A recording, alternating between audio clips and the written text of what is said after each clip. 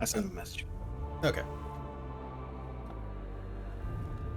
Hey, have you heard of this thing called cold openings? Or lamp shading?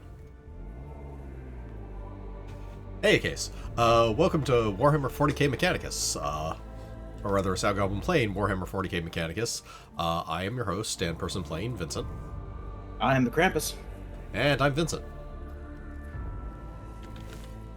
It's slow crew tonight, but Yep. nevertheless, we do have a mission to do, and we will do it. Nobody else is going to break into these people's houses and break their stuff. Exactly. Also, eventually we want to actually finish playing this game. Yeah. So between streams, I've done some upgrading. I think almost everyone is rank 14. Okay. I think one person is 15 because it got them the bottom of their the one that was going down the range tree got them the bottom of their tree, and the bottom of their tree is really good. Nice. Just a broad range of bonuses for not bringing a melee weapon. Yep.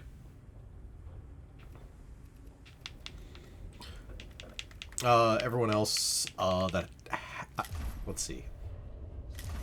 I'll never remember that is not. So it's bumper to switch between screens and trigger to switch between characters.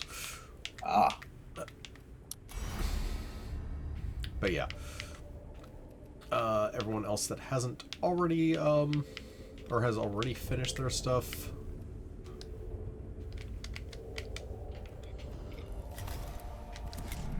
And you can't do it on the discipline screen.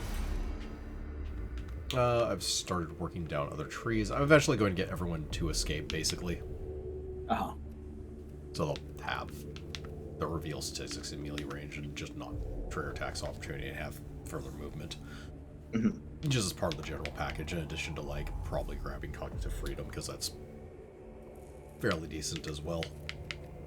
I am of the opinion that if a skill becomes so vital, or at least so ubiquitous in a playthrough, that most everyone takes it all of the time, regardless of what other tree they're in, you're probably better off, like, spreading that around. Like, and I'm not saying put 3 into every tree, but put in, like, +1 to movement in a couple of those empty brackets between things at, like, the 4th level or something, or at, like, the... Yeah, there is questions on that when it comes to this game in general, because there's just stuff where it's like... It's a minor thing, but... Yeah. The main ones are really the first point of Zenorite, which, in fairness, is also part of the expansion, and just, like, how awful Zenorite gets past that. Yeah. Given the way this game plays, and granted, I haven't really kept track of how much healing stuff you've gotten, but... A decent amount. I have one character that is decked out, or the character that actually went down the healing tree. The healing tree. Okay, so like dedicated healer. Alright. This one is like a dedicated healer. It's just, I have enough... Yeah, like, he can just restore all HP on Tech Priest once a battle for a cognition, or for a cog. Nice. So, yeah.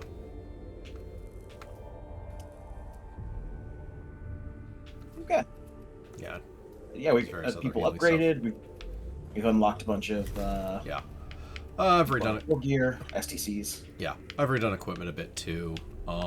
Just from experience in the game and just figuring out what made more sense / what I could fit. Yeah, we've naturally gotten more guns that do more damage, that have better range, that have wild effects. Yeah. Stuff like that. So we phased all that stuff in place of the, like, 1 damage, 2 damage pistols and stuff like that. Not all of them. I still have a few. A couple of the... Yeah. There are only 1 cognition and, like, 1 to no cognition.